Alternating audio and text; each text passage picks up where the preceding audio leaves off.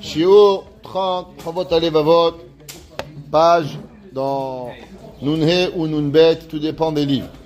Hier, on avait vu que le Chavot Alevavot, il avait voulu penser qu'il n'aurait pas dû écrire, et en fin de compte, il a décidé qu'il va, oui, écrire le Chavot Alevavot. Et la reine, Matzati le Nachon, après que j'ai réfléchi, que j'ai compris que beaucoup de choses, il était basé sur la fainéantise, que beaucoup, il était basé sur la mauvaise anava, que beaucoup étaient mauvais, soi-disant des bonnes midot, mais en vérité, c'était que la ta'ava. Souvent, il avait dit le Chavot Alevavot, qu'on pense qu'on a un moteur positif, quand en vérité, notre moteur, il est mauvais. Après tout ça, il est arrivé à la conclusion qu'il va, oui, écrire le Chavot Alevavot. L'isbol et atichat achiburazé. Je vais me fatiguer pour écrire ce livre-là, ce commentaire de Chavot Alevavot. Ou levaer et inyanav, et d'expliquer les sujets be'eze signon sheuchal, à travers un certain style qu'il va écrire, comme on sait. Chaque auteur, il a son style pour pouvoir écrire. N'oublions pas qu'il a été écrit en arabe au départ. Ou be'ezo meitza shizdameni, et avec une forme verbale et grammaticale que je vais trouver. Ou bilvad shiyuvan hainyan mehem. Et le principal, c'est pas qu'on écrit, c'est que les gens comprennent. Le but du livre, il n'est pas pour l'armoire. Le but du livre, il est qu'on l'étudie. Ça, c'est le but qu'il faut le faire. Ouais. Ve'azkir et chelke achovot alevavot shizdanu leyadi. Et je vais mentionner toutes les parties des obligations que l'homme il a à avoir, qui s'appellent les Chovot Alevavot, comme on a parlé à Ava Ira, qui vont venir dans ma main. Velo etrach leavi et kulam. Et je vais pas écrire tout et me fatiguer à tout. Kede shetochen hasefer lo yeh gadol midai. Il dit le but c'est pas d'écrire tout parce que tu vas jamais finir. Au début il avait dit qu'il pensait pas qu'il fallait écrire. Après, il a dit peut-être que c'est pas besoin. Après, il a vu que le travail, il est énorme. Après, il a dit peut-être qu'il faut pas le faire. Alors après, il a dit ok, il faut trouver un milieu. Et le milieu, c'est quoi? Tout écrire, il faut pas. Rien écrire, il faut pas. Mais il faut écrire ce qu'on a besoin pour pouvoir y arriver. On va écrire, on va mentionner les choses qui sont nécessaires pour chacun.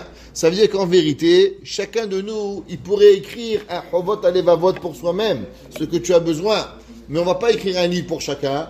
Alors on écrit un livre global. Cette semaine dans la paracha, c'est marqué Shoftim veshoterim titen lecha. C'est marqué dans les Mefarshim, ils demandent pourquoi c'est marqué Shoftim veshoterim titen lecha. Ça aurait dû être écrit Shoftim veshoterim titen lachem au pluriel. Parce que la mitzvah d'avoir des juges, c'est pas au singulier, c'est au Am Israël au complet. Alors pourquoi c'est marqué lecha? Ça aurait dû être marqué lachem.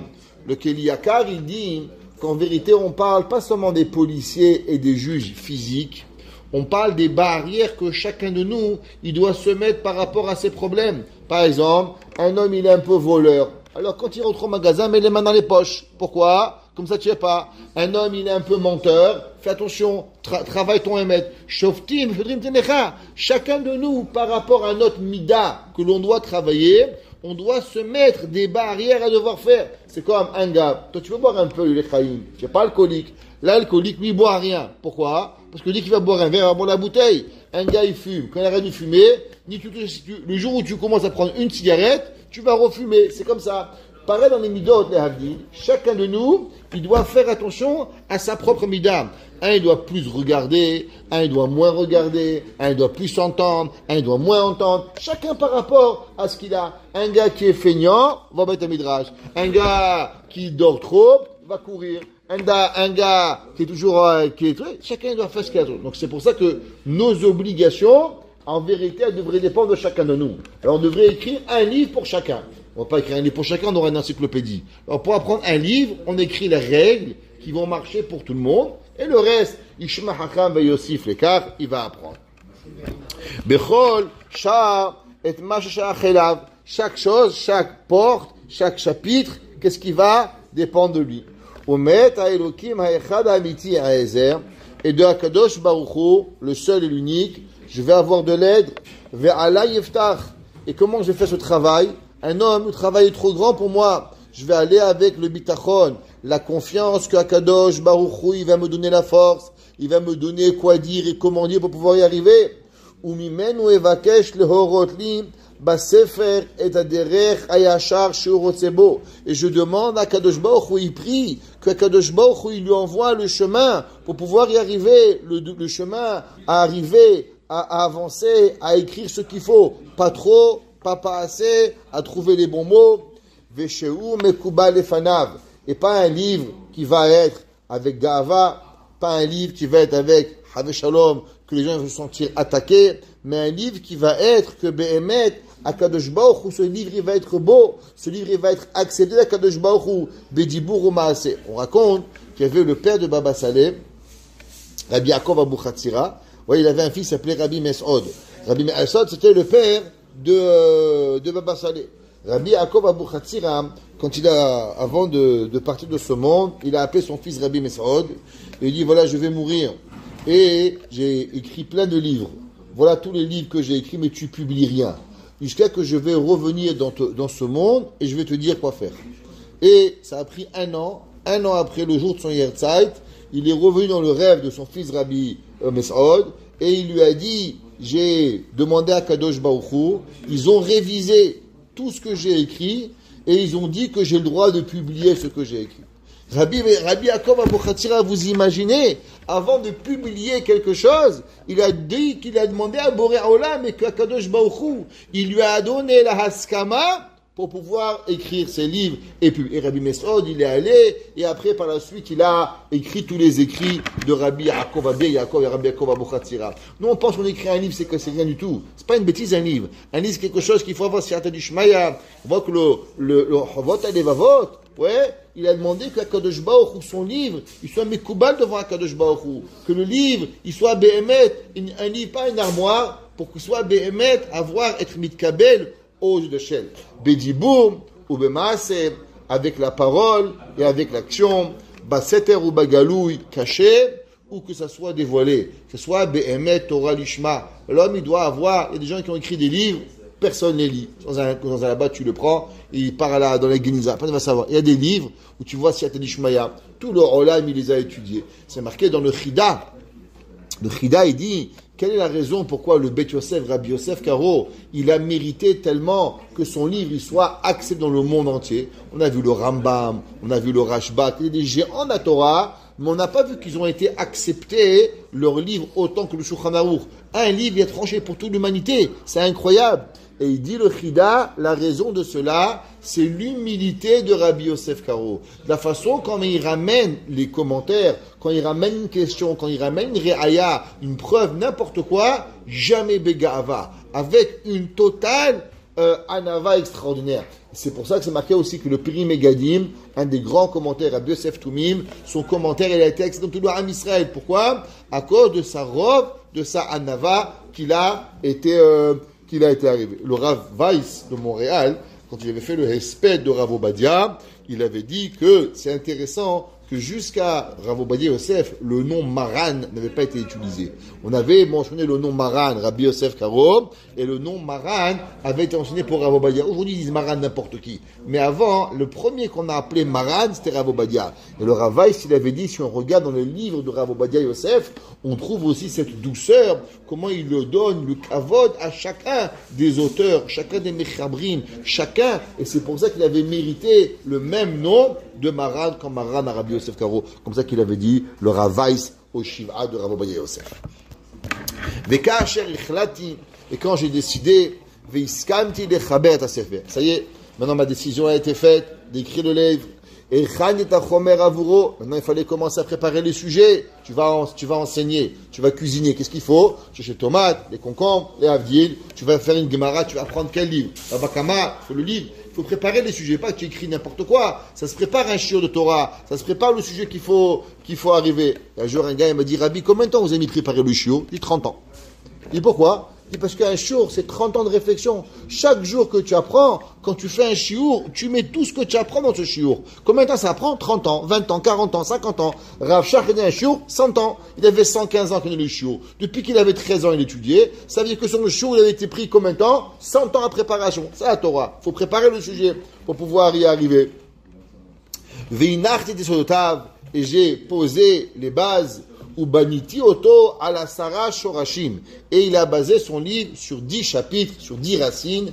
Ad kol livre, et kol chovot alevavot. Et il a basé, bien sûr, pour 10, sur 10, les 10 chapitres par rapport aux obligations du cœur. Bien sûr, vous comprenez pourquoi à Sarah Shorashim, par rapport à Sarah Mahamarim, par rapport à Aseret Adiberot, par rapport à Sarah Sfirot. On sait que le monde, toujours par 10, alors aussi les Chovot Alevavot, Aseret Adiberot, aussi les 10.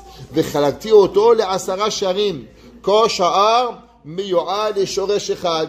Et j'ai partagé aussi ces 10 par rapport à chacun des Shorashim. Umakif et Gedara et Chalakav. Et il va englober tous les principes et les Chalakav. Alors c'est quoi un Geder?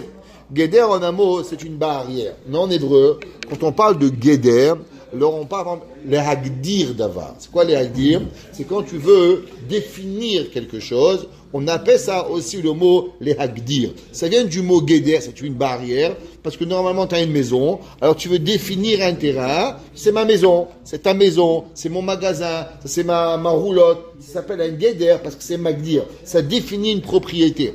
Pareil en hébreu, quand on parle de définir un objet, définir une idée, on prend le même mot, les Hagdir. Alors il dit que dans ça, c'est pas seulement de te dire, il faut faire Avat Hashem. C'est quoi Avat Hashem? Les Hagdir. C'est quoi Emouna? Comment tu arrives à Emouna? Il faut définir les choses. S'il n'y a pas de définition des choses, on ne peut pas. Par exemple, elle m'a dit une fois, c'est quoi Torah chez BLP? Ouais, Torah chez BLP, les gens ils ne savent pas. Ils pensent qu'il y a la raison des mitzvot. Dans Torah chez BLP, il n'y a quasiment aucun ta'am à mitzvot. Zéro. Il n'y a pas la raison des mitzvot. Mais qu'est-ce qu'il y a? Il y a seulement Hagdarat à mitzvot. Comment on met les téphilines? Qu'est-ce que c'est un téphilin? Comment tu mets un téphilin? Pourquoi c'est noir? Pourquoi c'est pas vert? Pourquoi c'est pas jaune? Pourquoi c'est carré? Pourquoi c'est pas rond? Comment tu les écris? Tout la Torah chez BLP, c'est quoi? Les hagdir, définir les mitzvot que la Torah t'a demandé. La Torah m'a dit tzitzit. C'est quoi les tzitzit? Comment? C'est quoi? Tu sais pas? C'est pas ce que c'est un tzitzit. C'est pas des téphilin. La Torah chez BLP, elle est magdira. La Torah dit ve'ahav Hashem. Aimer Dieu. Qu'est-ce que ça aimer? Yirat Hashem. Comment? Comment on fait? Comment tous les jours de ma vie? Je vais au travail, je suis plombier, je suis docteur, je suis avocat, je suis cuisinier, je suis avrer. N'importe qui. C'est quoi avrer? C'est quoi ahava? C'est quoi yira? C'est quoi chiyuv? C'est quoi sin'a? Tous ces emuna bitachon. Qu'est-ce que ça veut dire dans ma vie de tous les jours? C'est facile dans les mots. Soit ma'amin. Comment tu l'appliques tous les jours? Si on n'a pas la hagdara, alors on peut pas le faire. Quand on était petit, on travaillait un texte, on écrivait « Je suis parti à l'hôtel ». On écrivait « Je », premier pronom du singulier, « suis », verbe « être ». C'est qu'on analysait la phrase et on devait écrire chaque mot qui il est. C'est qu'on définissait la phrase. Elle est au présent, elle est au passé, elle est au passé composé, elle est dans l'imparfait. Chaque chose de qui il est pour comprendre qu'est-ce que c'est. Les havdit ben milliard velev avdalot. Pareil, chaque mitzvah. Chaque mitzvah, il faut la définir. Quand elle vient, comment elle vient. Si tu ne connais pas la hagdara des mitzvot, alors tu ne peux pas. Pareil, dans chaque mitzvah, dans chaque idée de la Torah, il faut toujours apprendre quoi? La hagdara. Ça, c'est le plus important. Si vous allez apprendre dans les yeshivot, dans un bon cours de Torah, on va toujours avoir une chakira. C'est quoi être choker? Choker, ça veut dire creuser. Ça veut dire, c'est que pour pouvoir définir quelque chose, alors il faut essayer de la voir de différents angles, et à travers tous les angles que tu vas la voir, alors automatiquement tu pourras définir la chose. Et ça, c'est ce qu'on appelle dans la yeshiva, le olam ha-yeshiva, chaque mitzvah, comment, pourquoi, c'est quoi, qu'est-ce qu'on cherche? On cherche à définir le rôle de la chose, définir comment la faire, définir pourquoi la faire, définir qu'est-ce que la Torah elle veut de moi à travers ça. Et ça, c'est ce qu'on va appeler, on va voir dans chaque chose, on va après makif, on va entourer la définition de chaque chose, être halakav, et aussi dans quoi elle va s'appliquer. Pourquoi, où, quand, quoi, comment. Par exemple, Shemitah, est-ce que c'est en Eretz Israël ou en Chutz Laaretz? Est-ce que c'est tous les combien d'années? Ça s'applique sur quoi? Comment tu calcules la Shemitah? Exemple, tu auras dit 7e année. Qui? Par rapport au moment où tu plantes? Par rapport au moment où tu récoltes? Par rapport à quoi? Est-ce qu'il y a une différence entre les arbres? Une différence entre les fruits? Qui, que, quoi, où, quand, comment? Tout ça, c'est définition de la mitzvah. Pareil. Et après, il y a les parties de la mitzvah. Vet ha'inyanim ateluimo. Maintenant, on sait que dans la vie, chaque chose, elle dépend de quelque chose d'autre. Il est rare de trouver une chose qui est tout seul. Toujours, il y a quelque chose, il y a une dépendance à quelque chose. Il y a un habit et des tzitzit. Il y a une mitzvah qui vient. Donc, qu'est-ce qui se passe s'il y a un habit en lin? Est-ce que tu peux mettre des tzitzit en laine? C'est sharatnez, mutar ou assour. Maintenant, il faut que tu aies un autre principe. Est-ce que assez de chelota, c'est bet shamay, bet hillel? Est-ce qu'il y a du bleu? Il n'y a pas du bleu. Donc, chaque mitzvah, elle va toujours quoi? Dépendant d'une autre mitzvah. Ça n'existe pas qu'il y a un concept, à part Boré Olam. Il est tout seul. C'est Hachem. Mais même ça, à partir de maintenant qu'il y a Kadosh Baruch Hu, il y a des obligations qui viennent. Qu'est-ce que ça veut dire à Kadosh Baruch Hu? Pas faire Avodah Zarah, pas le dessiner, pas le former. 1 million de choses qui viennent par rapport à arriver. Donc, toutes les mitzvot, qu'est-ce qu'elles ont? Elles ont aussi toujours une répercussion sur quelque chose d'autre qui va venir par rapport à arriver et qui dépend de ça. Ve'et hadevarim ameabedimoto. Maintenant, c'est pas suffisant d'avoir $1. Si tu as $1, tu mets dans la poche et tu as une trou dans la poche, qu'est-ce qui va arriver? Eh bien, tu pourras mettre $1 million. Chaque seconde, tu vas perdre le dollar. Va à la fontaine, puise de l'eau. S'il y a un trou dans le seau, tu vas jamais arriver à avoir à boire, il y aura un trou. Donc c'est pas tout d'acquérir la mitzvah, c'est pas tout d'aller au magasin acheter des tomates. Mais si tu mets dans ton sac qu'il y a un trou, tu vas jamais arriver à la main des tomates. Tu vas arriver avec rien du tout. Donc pareil, il faut acquérir la mitzvah, comprendre la mitzvah, mais il y a un autre principe. Comment ne pas la perdre? Comment ne pas perdre cette mida? Ouais, un gars, il s'est arrêté de fumer. Super, bonne décision. Mais maintenant, si tu n'arrives pas, et tu parles pas à quelqu'un, et tu fais pas quelque chose pour surmonter le Yetzirah de la cigarette, dans 5 minutes, tu vas recommencer à fumer. Ah, mais j'ai décidé. Oui, mais maintenant, tu n'as pas envie de fumer. Dans 5 minutes, pareil. Maintenant, décide d'avoir Ahavat Hashem, Chazak ou Baruch. Dans 5 minutes, tu vas être énervé. Comment tu vas combattre le kaas? Au moins, ça va arriver. Si tu n'apprends pas comment ne pas perdre la mida, eh ben, la première problématique, tu vas arriver à la perdre. Donc, c'est acquérir, définir et s'assurer de ne pas perdre les choses. C'est différent, ça. Thierry, c'est un autre principe. Regardez, par exemple, n'importe quoi qu'on fait, on prend une mida. Par exemple, on dit, on va faire Téhilim. On fait tous les jours un jour. On fait Téhilim. Ça marche 1 mois, 2 mois. Et un jour, et alors on arrête, on perd. Qu'est-ce qui s'est passé? Comment on est arrivé? Ah, mais j'ai fait 3 mois Téhilim tous les jours. J'ai fait telle chose. Combien de fois dans notre vie, on a décidé de faire une mitzvah et on a marché un temps et un beau jour, qu'est-ce qui est arrivé? On a perdu. La raison, c'est qu'on a appris à la faire, on a appris à décider, mais on ne s'est jamais posé la question comment s'assurer de ne pas la perdre. Parce qu'on s'est senti invincible en pensant qu'on va jamais arrêter. Mais en vérité, notre erreur, elle est quoi? C'est que le Yetzirah, il t'attend au tournant et il t'apprend. Il faut réfléchir. Si je ne vais pas y arriver, comment je vais faire? Tout le principe des AAA, par exemple, qu'est-ce que c'est? C'est d'avoir un mentor. C'est que si au moment où tu vas tomber, qui c'est qui va t'aider? Pourquoi? Parce que la chute, elle est inévitable. Et l'homme, il doit réfléchir à la chute. Et il dit le Chovot et les Vavot, ouais, il y a 1000 ans déjà. L'homme, il doit savoir que la chute, elle va être inévitable. Sheva yipot nikvekam. Le but, c'est pas d'avoir peur de la chute. Le but, c'est de quoi? De savoir, de connaître la chute pour pouvoir savoir remonter. Mais tomber, c'est pas grave.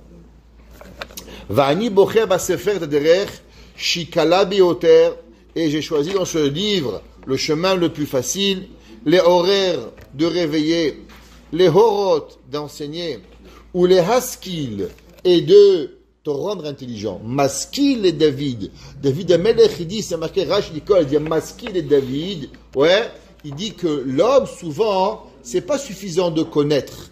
Il faut que l'homme, il apprend à réfléchir pour pouvoir arriver. Ça met du sérieux dans la chose. Ça, Maskil et David. Maskil et Tana Ezrachi. David Amelech. Besignon, Mevoa, avec un style explicite. Vekal est facile, Anahoug ben Ehamon. Il dit, le livre que je vais t'écrire, il va pas de sujet important, mais aussi il va être facile à lire. Il va avoir, c'est pas du Shakespeare, les hadiths que tu sais même pas ce que tu lis, tu fais un dictionnaire. Il dit, moi je vais t'expliquer facile, que chaque juif va comprendre, qu'on va arriver à comprendre ce qu'on a à faire. Je vais tout essayer de faire pour que quoi? Pour que chacun de nous, il va arriver à comprendre. Le Rav Nissim Gaon, il écrit au début du Talmud, la Hagdama, il faut savoir que dans le Talmud, il y a une préface qui a été écrite par qui? Par Rav Nissim Gaon. Et Rav Nissim Gaon, là-bas, il demande, est-ce que la Gemara, elle a été écrite d'une façon compliquée pour embêter les gens? C'est quoi le style du Talmud? Et il dit que Hachamim, Ravina et Ravaché, quand ils ont écrit au 5e siècle le Talmud, ils ont écrit la façon la plus facile qui pouvait exister à l'époque. Ça veut dire, ils ont écrit Hatzkrol. Ça veut dire, il dit Rav Nissim Gaon, que quand ils ont écrit la Gemara, ils ont écrit la façon la plus facile que n'importe qui, n'importe quel Amaharetz de l'époque, il pouvait comprendre. Mais il dit, mais aujourd'hui, malheureusement, ça ressemble à un homme que un père, il est allé, il a planté du blé, il a récolté le blé, il a écrasé le blé, il lui a fait un pain, il lui a cuit, il lui a préparé le pain tout chaud, il le sort du four, et quand il arrive à manger, sa femme dit, mais chérie, le bébé, il n'a pas de dents pour le manger. Il dit pareil, les Hachamim, ils ont tout fait pour nous, mais nous, on n'a même pas de dents pour pouvoir comprendre ce que le Talmud il écrit. Il dit le Chovot et le Vavot, pareil, le livre qu'il va écrire, il va l'écrire de la façon la plus simple possible, pour que chacun de nous, il peut lire, il peut ouvrir, et il peut arriver à le comprendre. Ça veut dire s'il devait l'écrire à notre temps, à notre époque, il aurait écrit différemment. Il aurait écrit encore plus facile. Il dit clairement, je vais abandonner les façons compliquées. Je vais pas t'écrire, je sais pas si vous avez déjà vu, par exemple, c'est pas pour être méchant, mais si vous avez déjà fait, par exemple, des selichot ashkenaz. C'est incompréhensible. Ils utilisent un lachon hébraïque très, pas du tout. C'est chaque jour indifférent, et ils ont leur piyutim, ils sont d'une complication terrible. C'est pas comme nous, tu lis Anenu Hashem, Elokenu, Alenu, Shema, Tiflatenu. Ils utilisent des mots de la Shana Kodesh, mais d'une complication qui te font un marzor pour comprendre qu'est-ce qu'il a voulu dire l'auteur de là. Il dit le Rabbeinu Bechaye, je vais pas écrire des mots de la Torah super compliqués. Je vais écrire des mots faciles pour que les choses, elles sont faciles à dire. Vet aochachot abnuyot al derech melechet anitzuach. Et je vais apporter des preuves basées sur la façon du travail de gagner. Alors regardez en bas, Haftet, et on finira avec ça. Et Yachad michake chokhmat haïgayon. Il y a trois façons de pouvoir, quand on parle d'un sujet, il faut savoir séparer le sujet en trois. Nitsuach, Re'aya, Ochacha. D'abord, gagner, preuve, et Ochacha Chotechet. Avec une preuve qui est claire et nette. Anitsuach ou, Keshen Achia Ben Shtedeot, Rak Mikoach Mashakushiot, Shieshnan Alachad Deot, En Rabot. Il dit, c'est quoi le gain? Il dit, c'est par exemple quand tu vas avoir un sujet. Par des fois, tu as une idée, tu ne sais pas si elle est vraie ou elle n'est pas. Toi, tu penses une idée, moi, je pense une idée. Comment on peut savoir que c'est qui a raison? On n'a pas des preuves. La première chose, c'est que si on dit comme toi, j'ai 20 preuves. Ça s'appelle en français la preuve à l'absurde. Ça veut dire que si je pousse ton raisonnement jusqu'au bout, tu as ça qui ne marche pas. Donc si ça ne marche pas, toi, tu as 20 questions, moi j'ai 2 questions. Donc si toi, on va comme toi, on va rester avec 20 questions. Si on pense qu'en moyen que 2 questions, ou l'inverse, moi 20 questions, toi 2 questions. Donc du fait que maintenant il y a des questions sur toi, alors ça prouve que ton raisonnement il est faux. Ça s'appelle le nitzachon. Ça veut dire qu'avec ma question, on arrive. Des fois à la halakha, qu'est-ce qui se passe? Il y a des rishonim qui disent quelque chose, et on voit que tout le monde y a posé des questions sur lui. Alors on dit du fait que la Gemara, elle a laissé des questions, c'est qu'elle ne pense pas comme lui. Si la Gemara, elle avait pensé comme ce Abaye, ce Rava, elle n'aurait pas posé des questions. Tu vois que Abaye, elle a laissé. Ça veut dire qu'elle a accepté, qu'est-ce qu'elle pense? Hazakol yoter mekushot sheyeshno da'ash dikenegda. Donc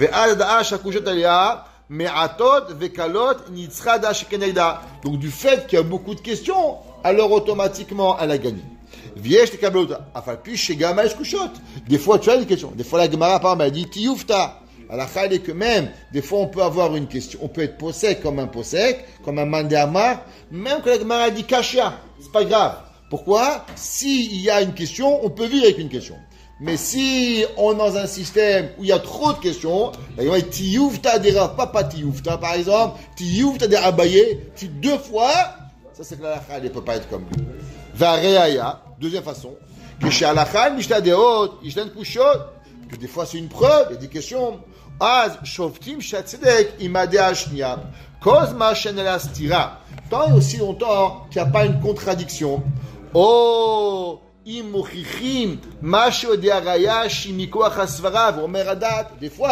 tu as une preuve, tu as raison, mais non, je comprends la mitzvah, non, je comprends le concept. Avec une svara, avec une déa, on peut arriver. Kemole mashal,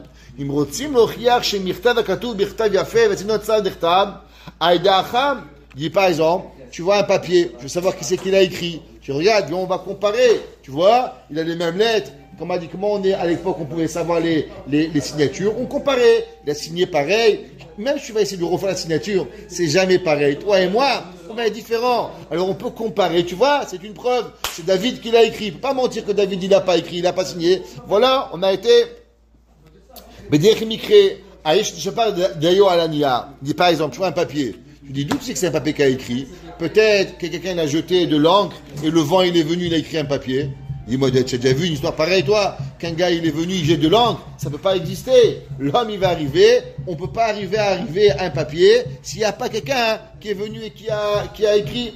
שבאמת אין לזה שום הוכחה חותכת להכחיש את מי שתעקש לומר שהמכנה תביא מעצמו. Il dit c'est impossible, il n'y a personne au monde qui peut te dire qu'il y a de l'encre qui est venue sur un papier, du vent il est venu, il a fait une lettre. Ouais, il a écrit un poème d'amour, il a écrit un poème de... C'est pas possible, tu peux pas inventer ça, ça peut pas arriver. Tu vois, mais c'est possible. Il dit, tout est possible. Mais la sechel va pas comme toi. Alors des fois, la re'aya, le fait que tu vois un papier qui est écrit, tu sais que c'est écrit par quelqu'un. C'est impossible qu'il n'a pas été écrit par quelqu'un. Pourquoi? Oh, la Metsiout, elle nous a prouvé qu'on peut pas y arriver.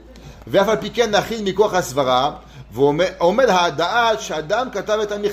on va arriver à une preuve que l'homme il a écrit le papier. On va